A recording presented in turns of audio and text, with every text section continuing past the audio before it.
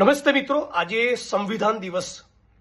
Bhagat Singh, Sardar Vallabhbhai Patel, Maulana Azad, doctor Bhimrao Baba Saheb Ambedkar, Sukhdev, રાજગુરુ ચંદ્રશેખર આઝાદ, સુભાષચંદ્ર બોઝ આવા અનેક ક્રાંતિકારીઓના મહાન યોગદાન, તપશ્ચર્યા અને શહાદત અને બલિદાનોના પગલે અંગ્રેજોની ગુલામીમાંથી આપણો દેશ આઝાદ થયો અને ડોક્ટર બાબા સાહેબ આંબેડકરની કલમે લખાયેલું એક સુંદર આધુનિક દુનિયાનું એક શ્રેષ્ઠ બંધારણ સંવિધાન આપણને પ્રાપ્ત થયું.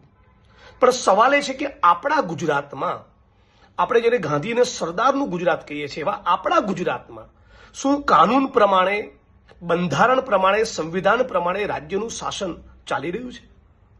ના.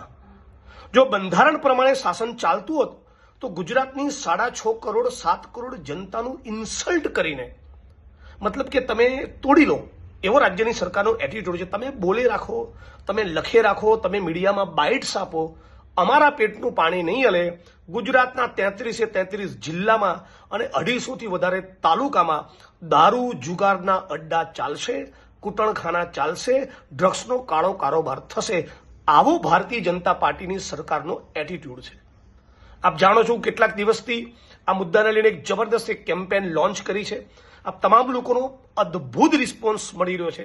હું જેટલી પણ કોમેન્ટ છું અને મારી ટીમના મિત્રો ચેક કરી રહ્યા છે, 98-99% કોમેન્ટ્સ મારી સમર્થન કરી રહી છે. આપનો બધાનો દિલથી આભાર માનું છું. સાથે મળીને આપણું ગુજરાત ડ્રગ્સ મુક્ત બને એના માટે રાજ્ય સરકાર ઉપર પૂરેપૂરું દબાણ કરીએ.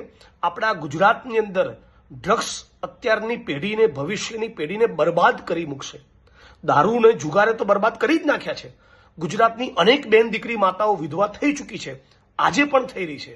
ભ્રષ્ટ પોલીસ અધિકારીઓ, ઉચ્ચ આઈપીએસ અધિકારીઓ અને ગૃહ વિભાગના મોટા નેતાઓની સંડોવણી વિના હું નથી માનતું કે શક્ય હોય. ટાર્ગેટ જ્યારે કરવામાં આવે ત્યારે નાના પોલીસ કર્મચારીઓને કરે છે, constable, head constable, PSI, PI, પણ મલાઈ ખાવાની વાત આવે ત્યારે મોટા આઈપીએસ અધિકારીઓ ખાતા હોય છે. એટલે આપ સૌને વિડીયોના માધ્યમથી અપીલ કરું છું કે મારા ફેસબુકમાં, મારા ટ્વિટરમાં, મારા ઇન્સ્ટાગ્રામમાં, ધારાસભ્ય તરીકેના મારા કાર્યાલયમાં ધારાસભ્ય જિગ્નેશ મેવાણી, તાલુકો વડગામ, બનાસકાંઠા, આટલું લખો એટલે મારા સુધી તમારા પત્રો પણ પહોંચી જશે. આવો બધા સાથે મળીને ગુજરાત ડ્રગ્સ મુક્ત બને એના માટેની એક જબરદસ્ત કેમ્પેન લોન્ચ કરીએ અને સંવિધાન દિવસનો સાચા અર્થમાં સેલિબ્રેશન કરીએ, ઉજવણી કરીએ. હું આશા રાખું છું કે ગુજરાતના ખૂણે ખૂણે બેઠેલો ગુજરાતનો યુવાન ડ્રગ્સ નાબૂદીની, ડ્રગ્સ સામેની અમારી આ કેમ્પેનમાં બધા સાથે મળીને જોડાશું. ટૂંક સમયમાં, આવનારા દિવસમાં એક હેલ્પલાઇન નંબર પણ લોન્ચ કરીશ. કોંગ્રેસ પાર્ટી દ્વારા પણ હેલ્પલાઇન નંબર લોન્ચ કરવામાં આવશે. તમે ગુજરાતના જે પણ તાલુકામાં છો, જે પણ જિલ્લામાં છો, જે પણ શહેરમાં છો, કોંગ્રેસના કાર્યાલય, અમારા આગેવાન કાર્યકર્તાઓ, હોદ્દેદારોનો પણ તમે સંપર્ક કરી શકો છો. ડ્રગ્સના મુદ્દે નો compromise, zero compromise. Harsh Sanghavi, ગુજરાતના મુખ્યમંત્રી, રાજ્યના પોલીસ વડા, જેણે પણ સામે આવવું હોય, જેણે જે કરવું હોય કરી લે, પણ ડ્રગ્સના મુદ્દે કોઈ કોમ્પ્રોમાઇઝ કરવામાં નહીં આવે. પૂરેપૂરી તાકાતથી લડવા માટેનો નિર્ધાર કર્યો છે. તમારા બધાનો પ્રેમ અને સાથ સહકાર મળ્યો તો કંઈક આપણે પરિણામ આમાં સાથે મળીને લાવીશું.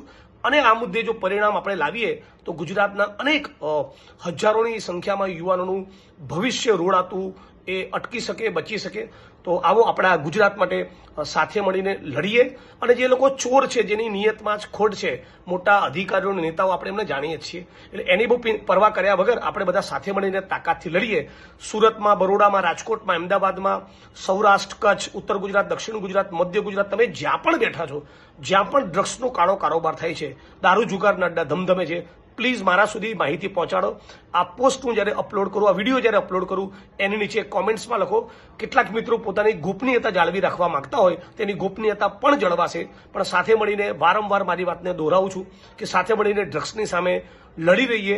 ફરી એકવાર પોલીસના પરિવારજનોને, નાના કર્મચારી મિત્રોને કહું છું, પ્લીઝ હર્ષ સંઘવી કે ભારતીય જનતા પાર્ટીનો હાથો ન બનો. એ કદી તમારા થયા નથી ને થવાના નથી. ગ્રેડ પેના મુદ્દે આજ લોકો તમારી સામે હતા. પોલીસ કોન્સ્ટેબલ કે નાના કોન્સ્ટેબલ દ્વારા કંઈ ભૂલ કરવામાં આવે તો સતત આ સરકાર ટાર્ગેટ કરતી હોય છે. એસએમસીની રેડ પણ કોન્સ્ટેબલ, હેડ કોન્સ્ટેબલ, પીએસઆઈ કે પીઆઈની જ વિકેટ પાડે છે. મોટા આઈપીએસ અધિકારીઓને કંઈ નથી કરતું. આશા રાખું છું આટલી વાત પણ તમે સમજશો. ફરી એકવાર બંધારણ દિવસની ઉજવણી માટે, ફરી એકવાર બંધારણ દિવસની આપ સૌને ખૂબ ખૂબ શુભેચ્છાઓ. ગુજરાતને ડ્રગ્સ મુક્ત બનાવીએ.